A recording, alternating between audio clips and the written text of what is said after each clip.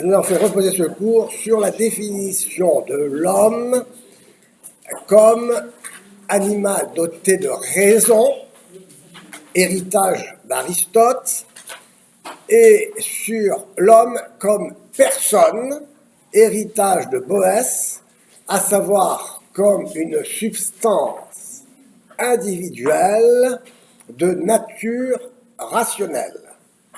Donc, nous avons vu comment cette définition de l'homme est décisive pour l'histoire de la pensée humaine, pour l'histoire de la philosophie, puisque cette définition, une fois remise en cause, conduit à des conséquences pratiques, dramatiques.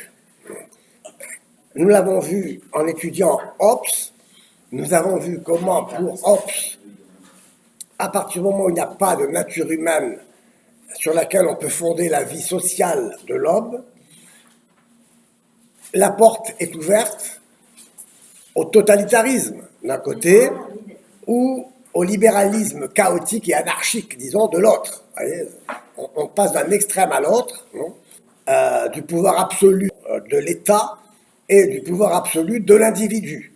Nous avons vu que cette définition de l'homme, cette conception politique a conduit à une conception politique qui a caractérisé la modernité, une politique dont le vrai fondateur est Thomas Hobbes, on l'a vu, avec son Léviathan.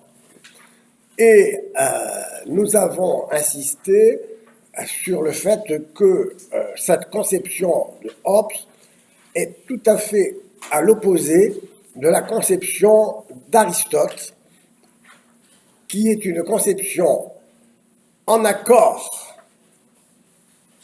avec ce qu'est la nature de l'homme, et qui, à partir de laquelle peut se développer une conception de la vie de l'homme en société, fondée sur l'amitié comme amour du semblable pour le semblable, un amour naturel, du semblable pour le semblable. Les choses vont commencer à se corser au XXe siècle, dans la mesure où, justement, non seulement il n'y a plus de nature humaine, mais il n'y a plus personne pour que quelqu'un puisse se relier à quelqu'un. Nous allons voir ça en étudiant la pensée du philosophe Jacques Derrida, auteur, entre autres, de ce livre intitulé « Politique au pluriel de l'amitié ».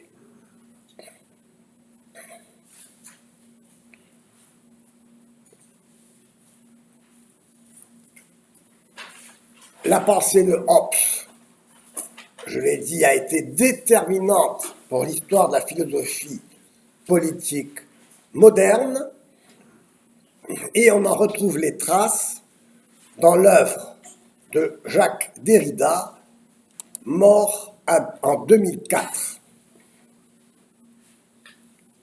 Il fait partie de ces philosophes qu'on appelle les philosophes de la déconstruction, que Jean-François Mattei a particulièrement critiqué et qu'il a défini comme étant les barbares, les nouveaux barbares, et qu'un autre philosophe universitaire connu, Pierre Magnard, a qualifié de cavalier noir de l'Apocalypse. On en a parlé. Donc c'est toute cette pensée du XXe siècle est une pensée en réaction contre la métaphysique en général, et plus particulièrement contre la métaphysique que l'on appelle du sujet pensant, du cogito. Cogito, je pense, donc je suis, de Descartes. Cette pensée a son origine dans l'œuvre de Martin Heidegger, que j'ai déjà cité, que vous trouverez, et qui a joué un rôle déterminant pour le XXe siècle, dont l'œuvre principale s'appelle « Être et temps ». il reproche à la philosophie moderne ce qu'il appelle l'oubli de l'être. Encore faudra-t-il comprendre ce qu'il veut dire par là. Ce qu'il veut dire, c'est que la réalité, pour les modernes à partir de Descartes, se réduit à sa représentation, c'est-à-dire à ce que je pense. Et ce que je pense, en vérité, ce n'est pas la chose en soi qui est donnée à l'extérieur. Ce caillou, même cette plante, tout ce qui s'offre à moi au sens. Mes sens perçoivent le vert, les couleurs, les odeurs, le poids, le volume, enfin tout ce qu'on voudra que les sens peuvent accueillir. Mais ces sens qui me permettent d'accéder à la chose extérieure ne me permettent pas de connaître cette chose, de savoir ce qu'est cette chose. Je ne peux savoir ce qu'est une chose que si je la pense. Ce qui est, c'est ce qui est pensé. Je vous ai donné cet exemple du tableau de Magritte. Il dessine une belle pipe, et sous cette pipe, il écrit « Ceci n'est pas une pipe ». Nous voyons tous que c'est une pipe. Et il nous dit « Ceci n'est pas une pipe ». Qu'est-ce que ça veut dire? Ça veut dire qu'évidemment, c'est la représentation d'une pipe. C'est une représentation. Pour la pensée moderne, toute la réalité n'est qu'une représentation, que ce que je pense. Hein? Si je vois un arbre à l'extérieur, je déduis que c'est un arbre, non pas parce que je vois un arbre avec mes yeux, mais parce que mon entendement construit le concept d'un arbre. La pensée réduit tout ce qui est au « je pense ». Et cette philosophie est déjà en désaccord avec la pensée aristotélicienne, illustrée par le philosophe musulman Avicenne au Moyen-Âge, et surtout par saint Thomas d'Aquin, qui a conduit la philosophie de l'être, du réel, à son apogée, en montrant que quand je pense, quand je connais, je veux dire, une pipe, ce que je connais, c'est vraiment cette pipe-là que j'ai sous les yeux, ce livre-là, cette plante-là. C'est ça que je connais. Hein. Il ne dissocie pas l'intellection et la sensation. La sensation, aussitôt que je ressens une chose, je la comprends. Parce que les sens et la sensation et l'intellection sont unis dans un être qui est constitué d'un corps et d'une âme, d'une matière et d'un esprit, indissociablement unis, de telle manière que ce que je saisis avec les sens, mon intellect le saisit. Tout ce que j'ai, tout ce qui passe, tout ce qui est dans l'intellect est passé par les sens. Et donc, quand je dessine une pipe, cette pipe représente vraiment la réalité elle en est, si vous voulez, non pas la photographie, mais elle me renvoie à la réalité de la pipe. De telle manière que quand je parle d'une pipe, je parle de la réalité. Hein. Eh bien, c'est cela qui est remis en cause par la pensée de Descartes, moderne, si vous voulez. Je pense, non pas ce qui est en tant qu'il est, mais ce qui est en tant qu'il est pensé par moi. Donc, désormais, ce que je connais, ce n'est pas la réalité, mais la représentation de la réalité. Au XXe siècle, on va remettre en question le sujet pensant. On va dire qu'il n'y a personne pour penser. Donc, vous avez entendu peut-être parler de ce philosophe qui dit, de ce psychanalyste, Lacan, qui dit « ça pense ». Ça pense parce qu'il n'y a personne pour penser, quoi. Cela aboutit à la mort du sujet, dont le grand représentant est Michel Foucault. Il n'y a personne pour penser, il n'y a que des significations, c'est la mort de l'homme. Nous avons donc une nouvelle donne, à savoir qu'il n'y a plus personne. Et donc, il n'y a déjà plus personne pour signer un contrat, et il n'y a encore moins personne pour être l'ami de quelqu'un. Ouais. Derrida va développer cette idée en parlant des politiques de l'amitié, à la lumière de sa démarche déconstructrice, comme on dit, c'est-à-dire il va décomposer, disons, une mécanique et sans pouvoir la reconstruire, quoi. C'est comme le gosse qui veut démonter une voiture et puis il s'aperçoit que toutes les pièces étant démontées, il n'y a plus moyen de les remonter, quoi.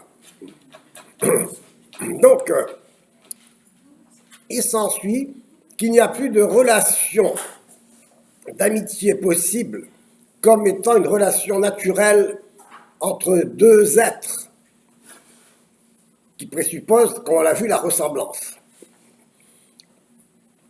Ressemblance, pourquoi? Parce qu'il y a une nature humaine, parce que nous nous reconnaissons tous comme des êtres humains. On ne va pas commencer à entamer une discussion avec le kangourou, quoi. Donc, alors qu'avec un être humain, on peut commencer à parler, à discuter. Donc, il n'y a pas de ressemblance possible parce qu'il n'y a pas de nature humaine, et parce qu'il n'y a pas de nature humaine, rien n'est commun à personne. Donc, non seulement on peut dire que l'homme est un loup pour l'homme, mais on ne peut même pas dire qu'un ami est l'ami de ses amis, quoi. Et, on pourrait dire que l'homme est plutôt un loup pour lui-même. Autrement dit, la condition première d'une amitié universelle est exclue, parce qu'elle présupposerait une identité de nature. Ouais. Quand je dis que l'homme devient un loup pour lui-même, ici, c'est pas un loup pour l'homme, pour l'autre homme. Ouais, c'est pas que l'homme est un loup pour l'homme, non, il est un loup pour lui-même. Il va se dévorer. Il va se dévorer lui-même. Ouais. Car il ne peut pas y avoir de relation. Aucune relation n'est possible entre deux êtres, entre deux substances. Il n'y a donc aucun lien de fraternité, voire de filiation, et c'est pourquoi Jacques Derrida est le grand théoricien de la remise en question de la notion même de famille. Ben oui, vous savez, la pensée dominante aujourd'hui est dans les mains de tous ces gens-là qui ont pris le pouvoir en 68, quoi. Il ne faut pas se faire d'illusions. Bon, enfin bref. Donc, il n'y a plus de lien. Et en même temps, si vous voulez, il développe une logique qui a ses prémices, quoi, hein. Et donc, on est prisonnier aussi d'une conception au départ, et qu'on développe jusqu'à les conséquences ultimes, et on aboutit à un résultat qui peut être néfaste. Mais alors, il faut l'assumer. Donc, puisqu'il n'y a personne, il n'y a de relation entre personne et personne. Ce qui peut, dit-il, il ne peut y avoir qu'un accueil a priori de l'autre en tant qu'autre. Ouais. Il n'y a que de l'autre. Ouais. Il n'y a pas du même. Rien n'est le même. Il n'y a pas d'identité. Rien ne demeure. Ouais, on revient à l'idée du départ, où si tout change toujours, rien n'est jamais. Eh bien non, là on affirme que tout change toujours, rien n'est jamais, et donc il faut maintenant gérer ce vide, si on veut. Et donc voilà, tout devient autre, tout est autre. Selon la nature, il y a une relation, une filiation, une fraternité, une amitié, une famille, etc. Selon la nature. Mais là, il n'y a pas de nature. Il n'y a pas de nature. C'est ce que je vous disais, on a rejeté la notion de nature humaine. Il n'y a pas de nature humaine. Il n'y a pas de définition possible de l'homme. On ne peut pas définir l'homme. C'est pourquoi on ne peut pas dire qu'il est homme, qu'il est femme, il peut choisir lui-même ce qu'il est. Il faut faire un accueil a priori de l'autre, en tant qu'autre. Une hospitalité inconditionnelle et sans raison. Pourquoi? Parce que quand l'autre est là, moi je ne suis pas, quoi. Voilà. Quand l'autre est là, moi je ne suis pas là, quoi. Vous voyez, Il y a un rapport d'exclusion. Il y a un rapport d'exclusion. Il n'y a pas de relation. Hein. Il n'y a pas de relation. Quand l'autre est là, je ne suis pas là. Et donc, il faut que je fasse a priori un accueil à l'autre en tant qu'autre. Voilà. Le mot frère, à ses yeux, est associé à une chaîne de valeurs qui n'ont plus cours. Celle du prochain, celle du semblable, celle de l'homme sont remises en cause. L'éthique pure, écrit-il, s'il y en a, commence à la dignité respectable de l'autre comme l'absolu dissemblable, reconnu comme non reconnaissable. Conception pour laquelle le temps n'est plus la succession d'un passé, d'un présent, d'un avenir, d'une substance qui demeure ce qu'elle est à travers le temps. Le temps est un surgissement dans l'instant de ce qui apparaît sans passé et sans avenir. Ouais. C'est au moment où cela apparaît, ça disparaît. Ouais. Ouais. Cela apparaît en disparaissant. Cela se manifeste en se cachant. La dignité respectable de l'autre comme l'absolument dissemblable, reconnu comme non reconnaissable. C'est-à-dire que l'autre est un absolu dissemblable. Or, qu'est-ce que je vous ai dit? Qu'est-ce qu'on a vu tout à l'heure? C'est que le semblable aime son semblable. C'est que tous les hommes ont en commun une nature humaine qui leur permet de se reconnaître. Et donc, ici, vous avez une conception qui rejette la nature humaine et qui donc, à partir du moment où rien n'est semblable, tout est dissemblable. Tout est dissemblable. Ouais. Et si tout est dissemblable, eh bien, tout est autre. Tout est autre que l'autre. Voilà. Il n'y a que des autres, quoi, si vous voulez. Ouais. Au sens où les autres sont absolument autres. Alors donc, une telle éthique qui évoque celle aussi du philosophe Emmanuel Lévinas, pour lequel l'éthique ne signifie pas la morale, mais signifie philosophie de l'autre, en tant qu'autre. C'est une contestation de la conception d'une société fondée sur l'amitié, sur l'amour naturel du semblable pour le semblable, comme vous le voyez. Ouais, si vous voulez, qu'est-ce qui se passe? On est passé de l'individualisme, qui repose encore sur la résistance de l'indivision, de l'indivisible, de l'individu. Ouais, c'est ça. Ouais, la société était peut-être anarchique au sens où elle était comme sa société, ce désert qui était composé de grains de sable, hein, mais les grains de sable avaient quand même, ils étaient encore indivisibles. Ils avaient une réalité en tant qu'ils résistaient à l'indivisibilité. Un atome existe encore, c'est indivisible. Vous voyez ce que je veux dire? Eh bien, ici, même l'individu cesse d'être indivisible. C'est-à-dire qu'il a schizophrénie, si vous voulez. Voyez, il y a une division. Le grain de sable, l'atome est encore coupé en deux, si vous voulez. Hein, et puis coupé en quatre, et puis coupé en huit, et coupé sans cesse dans une division qui va à l'infini. Donc, voici la division à l'infini. C'est-à-dire que le grain de sable lui-même va se diviser, puis qui va se diviser, qui va se diviser, qui va se diviser.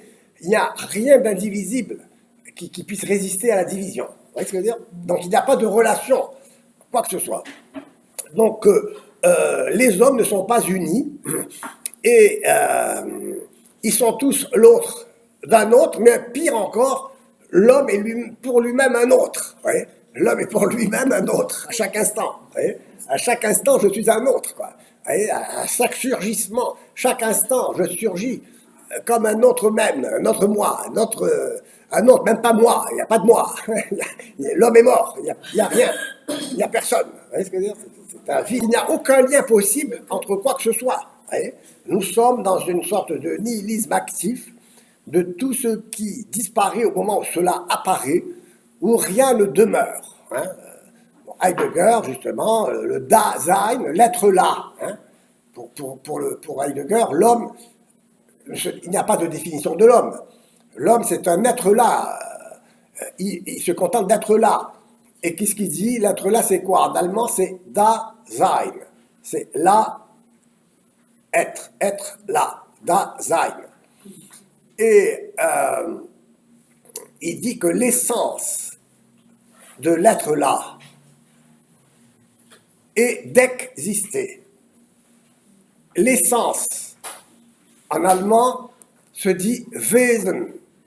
Et Wesen, en allemand, ne signifie pas ce que nous entendons par essence, ce qui permet de définir, mais signifie ce qui rend présent. Ce qui rend présent l'être là. Ouais. Ce qui rend présent l'être là, c'est une force d'éjection, ouais, qui fait que pour lui, tout ce qu'il est consiste à exister, à sortir là, à se trouver là devant lui-même, hors de lui-même, projeté. La projection de Sartre, l'homme est un projet, dit Sartre. L'homme, l'existence, donc paradoxalement, quand il parle de l'essence de l'être là, il dit que l'être là n'a pas d'essence, au sens où l'essence, c'est ce qui permet de le définir, c'est la nature.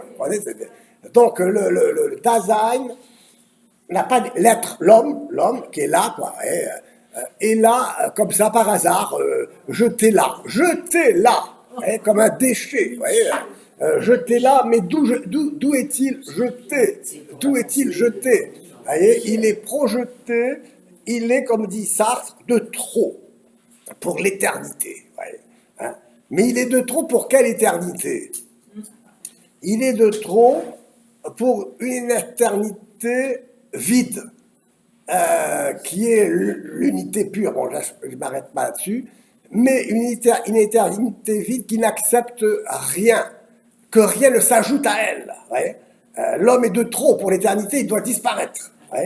Il doit disparaître, c'est ça. C'est pourquoi le fait d'exister, d'être là, ce n'est pas le fait d'être posé là comme dans un acte de création ex nihilo. Ça va contre l'idée de création ex nihilo, puisque la création ex nihilo, c'est poser hors du non-être un être. Non, ici, c'est un être qui est arraché à lui-même parce qu'il est de trop pour l'éternité. Il gêne l'éternité. Il doit disparaître. Et c'est pourquoi exister, c'est être arraché à soi, sans aucune permanence possible. Rien ne demeure. À chaque instant, je deviens un autre. C'est pourquoi il n'y a plus de fidélité possible, d'amitié possible. C'est là l'idée dominante d'aujourd'hui. Il faut savoir ça, parce que ça va contaminer même, malheureusement, parfois même certains théologiens improvisés. Bon. Donc, si vous voulez, ça, en politique, ça a des conséquences. Ça a des conséquences énormes, très graves, nihilistes.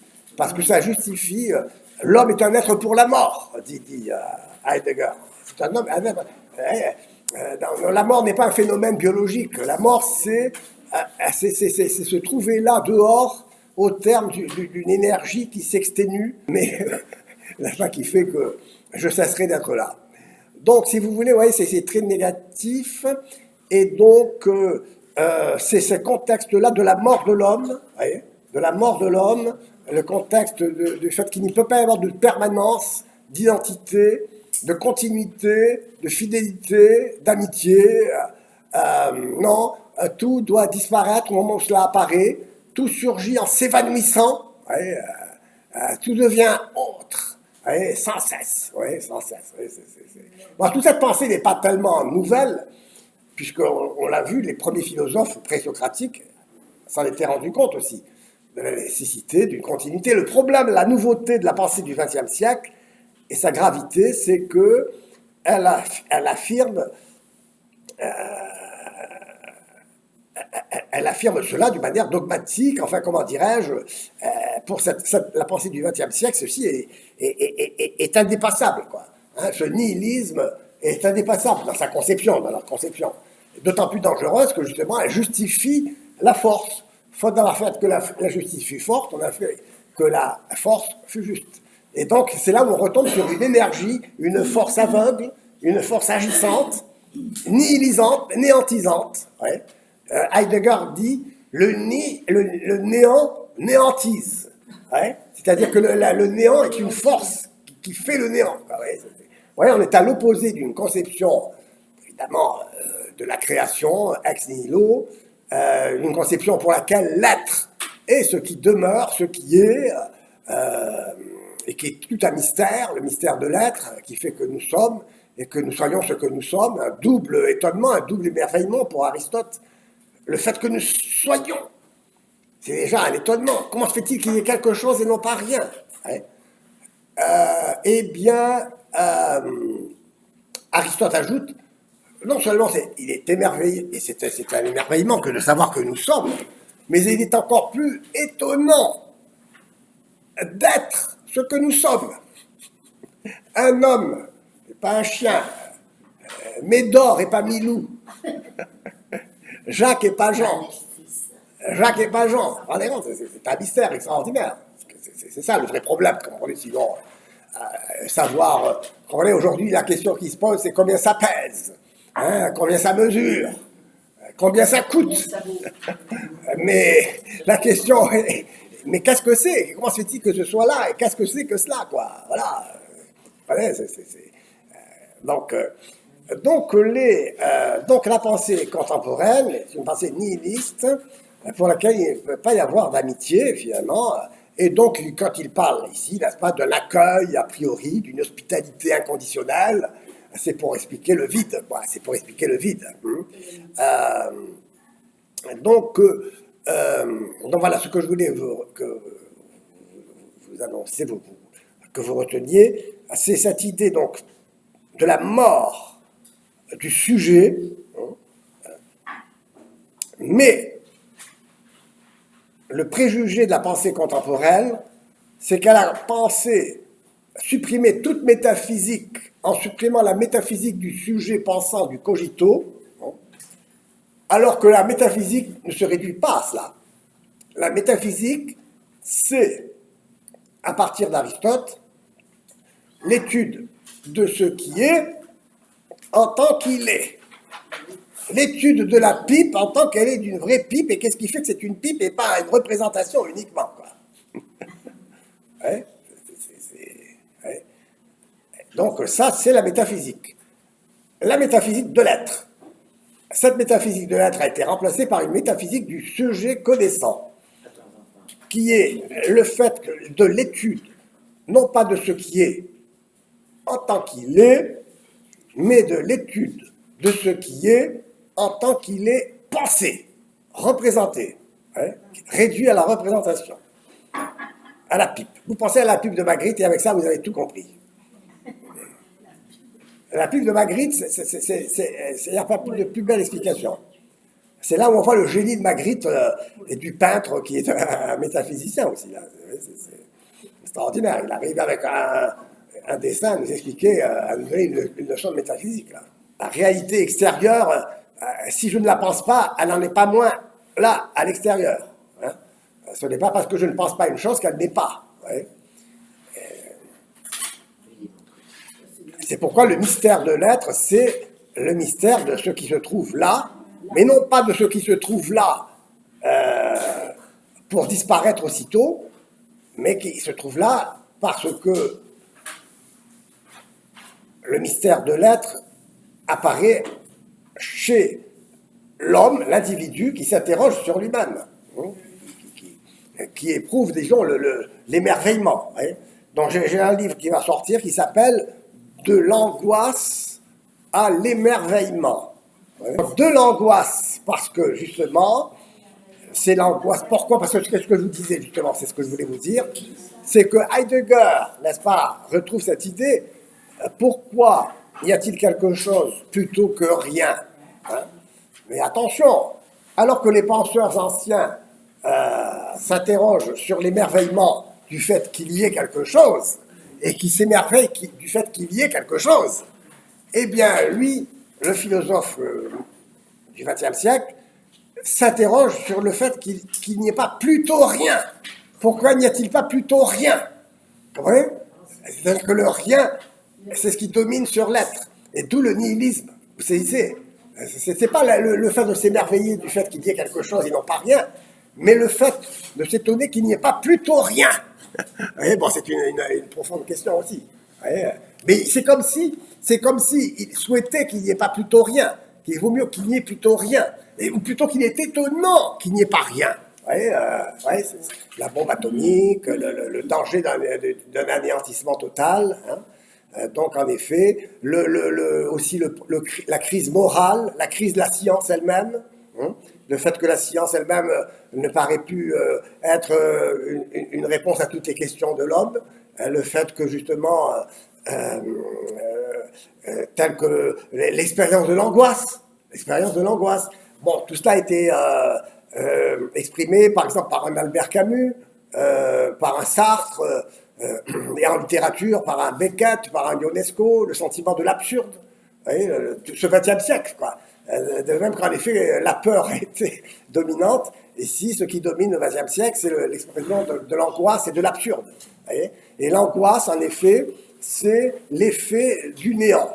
L'angoisse, dit Kierkegaard, le philosophe, c'est l'effet du néant, le fait que voilà l'anéantissement, non? Retenons donc surtout cette importance d'une négation de la nature humaine, de l'essence, de l'intelligence, de la raison, au profit d'une énergie aveugle, d'un désir sans objet, d'une force qui se déploie sans raison,